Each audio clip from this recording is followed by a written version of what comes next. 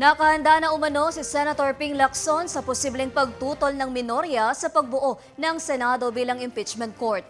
Narito ang report. Inaasahan na ni Senate President Pro Tempore Panfilo Lacson na may mag-o-object kaugnay ng pag-convene ng Senado bilang impeachment court.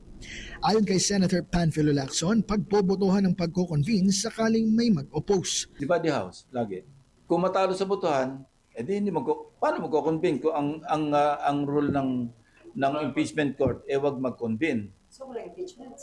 Pero sir, di ba trabaho niyo Let's cross the bridge when we get there.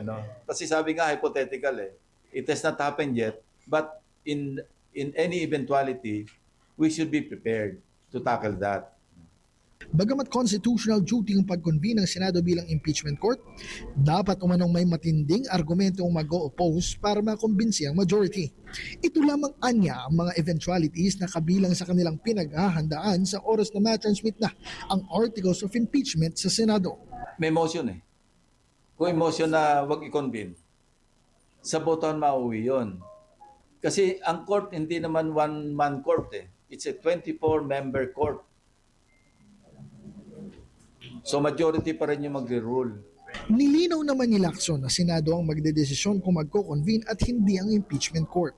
Constitutionality ang nakikitang magiging argumento ng mga pabor na dapat mag-convene, ngunit sa bandang huli, posibilidad pa lamang ito. Samantala, binanggit din ni Lacson na plano umano ng Senado mag-appoint ng impeachment manager at si Senator Kiko Pangilinan ang isa sa kinukonsidera dito dahil abogado ito.